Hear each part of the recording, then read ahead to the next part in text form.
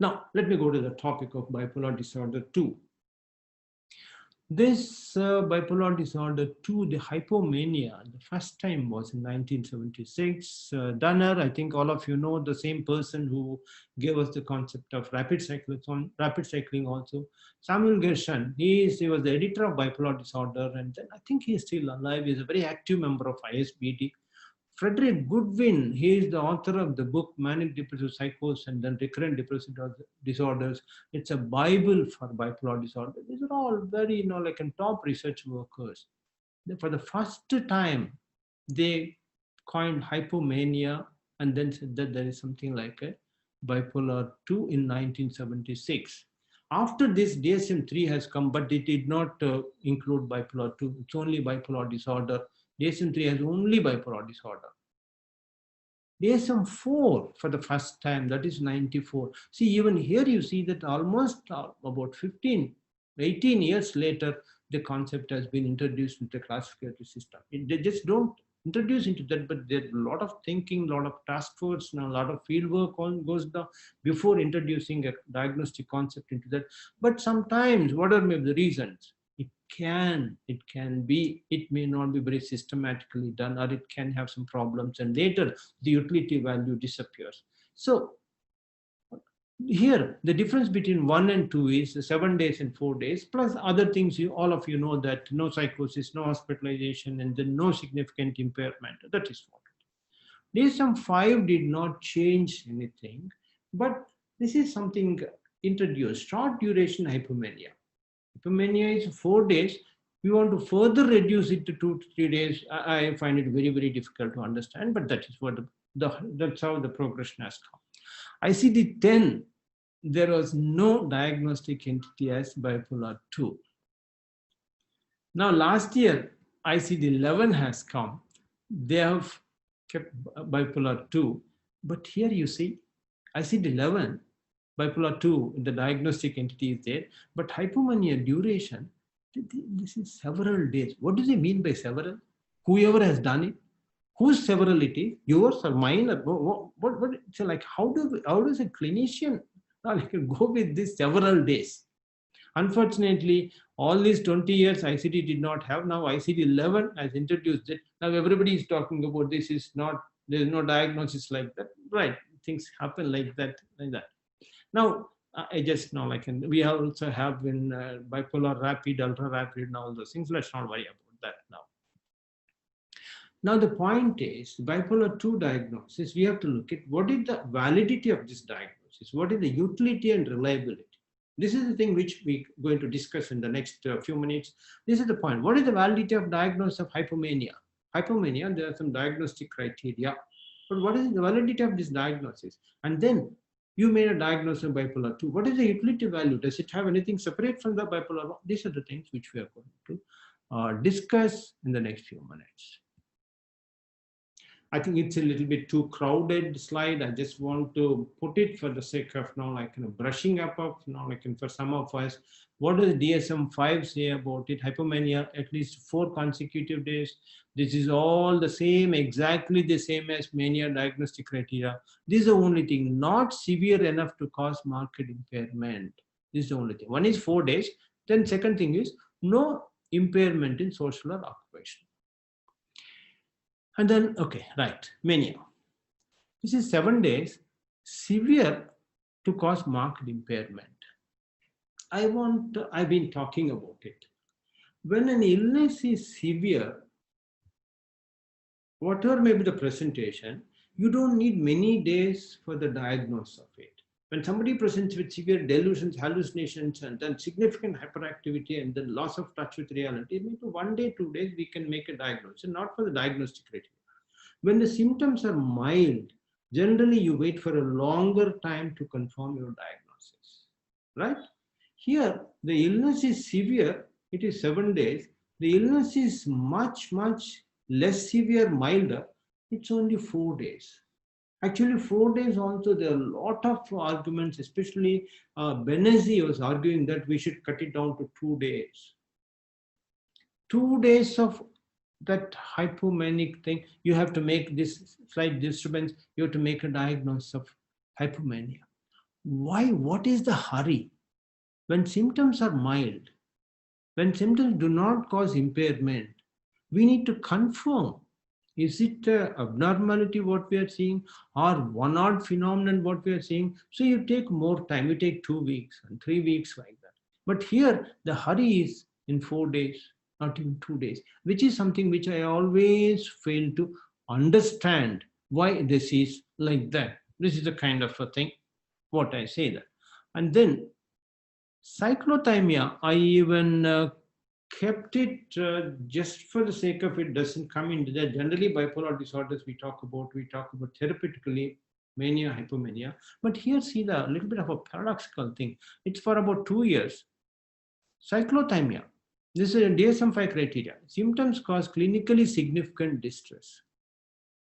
Clinically significant distress, almost like mania, for 2 years. I don't think any of us make a diagnosis of cyclothymic disorder, or even if you make a diagnosis of cyclothymic disorder, we are not going to, most of us don't even treat that. I don't think I make a diagnosis of cyclothymic disorder routinely unless it comes in the differential diagnosis of bipolar disorder. So somewhere something was not good. This is perfect. Severe, 7 days, good. Now like a benchmark. When it is not severe, I expect it to be at least 14 days, then it is understandable. When it is severe for 2 years, why don't we treat this? So there are certain things now like coming up. That is what the I don't know, I don't understand that, but this is the fact of a DSM-5, and that's why I thought, okay, I'll put this slide.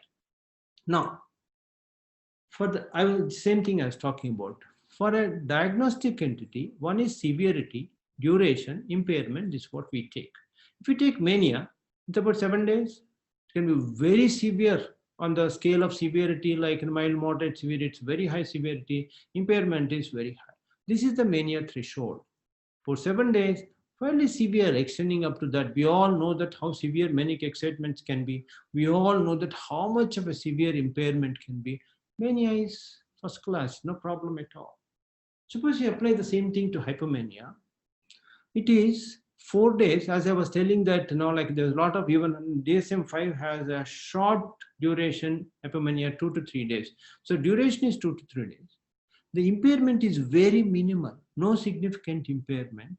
Clinical picture, no psychosis, no hospitalization, it's a very, very mild. So mania, this is the picture. So if you look at hypomania, if I can draw the boundaries here, it will be something like a mild, maybe 2 days or 3 days, coming like this, and then maybe just a very mild. This is the thing. This is the kind of picture. Here it is mild. It's only about 3 to 4 days. Impairment is again mild. This is the diagnosis which comes into that. And then now, like all of us know, happiness and sadness are normal emotions, and this short period with such a mild thing, what is the hurry to make a diagnosis of hypomania and then put it into a separate category as bipolar 2? That's why I said that what is the utility and validity of this diagnosis, which I'm going to talk about it also later, right? This is what. Now, if you look at this is the NAMS study, which is 25-year follow-up. Look at the 25-year follow-up. What are the things here? 44% of the time there are, right, 44% of the time it is asymptomatic. 52% of the time it is depression. Hypomania, 1%. If you remove this 1%, this becomes a RDD. Because of this, we have to make a diagnosis of bipolar 2. Okay. And what is the problem, Dr. Reddy? Whether it is bipolar 2 or RDD, you have to treat, and then it's an entity. The patient is having symptoms and you have to treat. Therapeutically, the vast, huge difference between RDD and bipolar 2, that's where the problem is. And then again here, I'll point out later. Almost 50% of them asymptomatic. For every single day of hypomania, there are about 35 days of depression. That's a significant, like in the duration difference also, you see that. It's mild, not much of an impairment, just for 2-3 days. And in that, even in the whole concept of bipolar 2 also it's almost like 1/30th of the time it is in the hypomania and nothing else. and we make a diagnosis of bipolar 2, and not just making it, that therapeutic implications which are going to be the huge ones, which I will come to in the next, like in a discussion. There is a question here: if there are 4 episodes in 10 years, okay, if there are episodes every year, do you say there will be no deterioration after each episode? I think this is now like a wonderful question. Sir, here it is like this. We have seen umpteen number of patients, after each episode, there is recovery. Now you're saying that every year there's an episode, every 6 months there's an episode. This is one of the abnormally severe cases we are talking about. On an average, 10 years, 3 episodes or 4 episodes is an average. That's what we have to talk about. There can be complete recovery. Suppose there are 20, 30 episodes. Obviously, there will be a little bit more of a deterioration. But I have seen patients after each episode, they do very good. They do very good.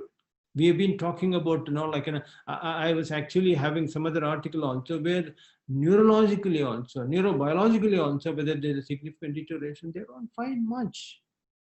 So that is what, every year one episode, which is high frequency, high severity, these are the episodes. And also what is important is that what is the treatment, what is the recovery we have done. These are the things which are important in that. So just with the episodes, I don't say that, because quite a lot of literature is saying that even the long-term course is very erratic in bipolar. Only 1/3 it follows a pattern. Rest of the thing, it's not a pattern. That is what in the question it is. Now, bipolar 2 is a myth. This is an important thing. When you make a diagnosis indicates prognosis, and it's a diagnosis which is directing the therapeutics. I just now asked, if it is RDD, therapeutics is SSRIs. If it is bipolar, SSRIs are nowhere in the picture. You go to so-called whatever, all the other drugs. So that is where the diagnosis becomes important. Now let me again discuss here. BD1, one episode of mania is sufficient. You don't need depressive episode at all. I think all of us know that. I don't have to repeat again and again. But when it comes to BD2, one episode of hypomania is not enough. One episode of MDD should be there, and there should never be an episode of mania. Suppose, theoretically, hypothetically, you may say that no, it's not going to be possible. Hypothetically, suppose we say that DSM-5/4 has given a diagnostic criteria for hypomania. That means that this hypomania by itself can exist. Suppose there are 10 episodes of hypomania. It is neither BD1 nor BD2 unless there is episode of MDD. So the hypomania, what is the diagnostic validity? It doesn't come in. Just hypomania, you're not going to treat the hypomania only. Suppose there is no episode of MDD. Suppose you make a diagnosis of hypomania, we are actually nowhere. We can't put into bipolar disorder. We have to treat it as hypomania. And then what is the treatment for hypomania? I'll come to it a bit later. So this is exactly, this is dependent on this. Actually, this may be done for some kind of a protective effect. But anyway, this is what. So validity of hypomania, that particular entity, I don't find anything. So what we look at it as, BD2 maybe in the 1970s, it's a very well-intentioned but somewhere misconceptualized diagnostic entity. The nuances of BD are so difficult to delineate now. Therapeutic consequences are enormously huge. It's a disaster. As you know that. RDD SSRIs, BD SSRIs are poison. Don't touch SSRIs. So that is a kind of a difference, and the whole thing goes like that. And then this is what I was talking about. So much of a time patient is in depression. Hypomania is very, very short. Suicidal risk. This is the problem. This is the problem. This is the problem. Wrong diagnosis. As I told you, incorrect diagnosis. Acute care. Suppose MDD, RDD is diagnosed as, I'll come to it a bit later, BD2. You don't give SSRIs, acute. Long term, you keep on so-called mood stabilizers, which are not required. Inappropriate acute care, like an irrelevant long-term care. This is what I see there. But what about the suicide risk? I think I have a slide. Right. Suicidal behavior in BD. This is what is important. state dependent and severely dependent, 60 times higher during depressive state. I think this is an excellent statement. We all generally try to see that what is the suicidal risk in this particular person. What is the suicidal risk? List out 1, 2, 3, 4 past attempts, prior family, which are important. But this is what, it's not who is going to attempt, it's when it's in depressive phase. And the depressive phase, which is the determining factor for hypomania, and then that's where the BD2 is coming up, and then RDD. This is where the diagnosis, you don't treat under treatment of MDD because this may be the overdiagnosis of bipolar. This is what, and then increase in the suicidal risk. This is what I feel sometimes can happen.